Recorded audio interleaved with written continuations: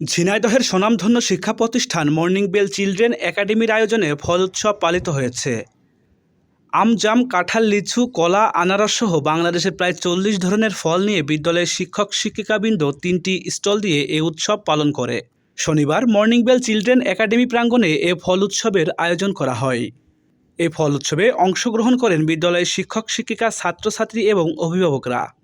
আমাদের morning bell children একাডেমির টিচাররা এই আয়োজন করেছে ফল উৎসব। এখানে আমরা এসেছি, অনেক রকম ফল দেখেছি, আমার খুব ভালো লাগছে। আমি ফলের সাথে পরিচয় হয়েছে, অনেক ফল দেখেছি আমি। আম আর আতা, আনারস আর আপেল আর কলা।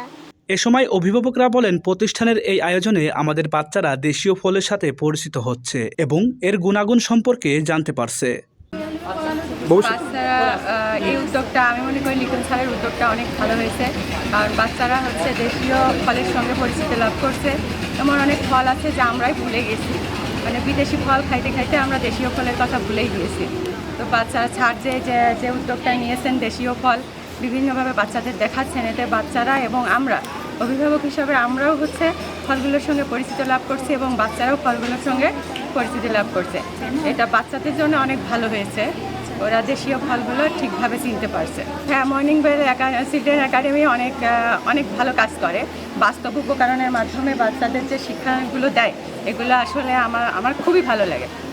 না, আমার কাছে খুবই ভালো লেগেছে এবং আমি সেই প্রস্তুতি নিয়েই 10টার ভিতরে চলে আসছি যে আমার বাচ্চার অন্তত দেখানোর জন্য। যদিও ইনশাল্লাহ ম্যাক্সিমাম ফলের সঙ্গে আমি পরিচিত, আমার বাচ্চাকে করাইছে, এর আগেই খাওয়াই যে কোনো সিজনাল ফলই।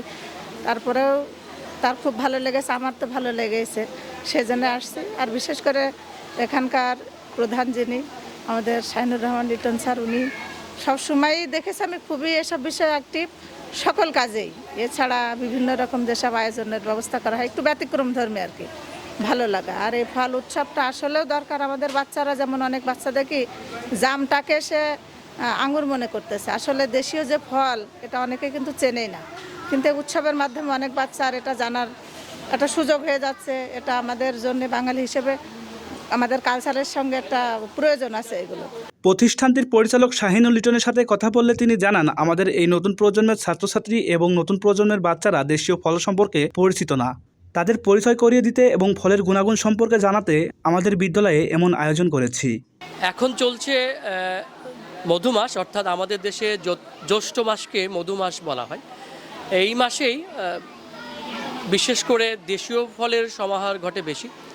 আর আমাদের এই প্রজন্মের যারা সন্তান বা নতুন প্রজন্ম বা আমাদের শিক্ষার্থীরা এই অনেক দেশীয় ফলের সাথে তারা পরিচিত নয়। আমরা মূলত আমাদের শিক্ষার্থীদেরকে দেশীয় ফলের সাথে পরিচয় করে দেওয়ার জন্য আমরা প্রতি বছর এই ফল উৎসবের আয়োজন করে থাকি। এখানে আজকে প্রায় 40 রকমের দেশীয় ফল প্রদর্শিত হচ্ছে। এর মধ্যে বেশ কিছু ফল বিলুপ্তপ্রায়, যেমন দেশি গাব, ডেও, আমছবেদা, এরকম অনেকগুলো ফল কিন্তু বিলুপ্তপ্রায়।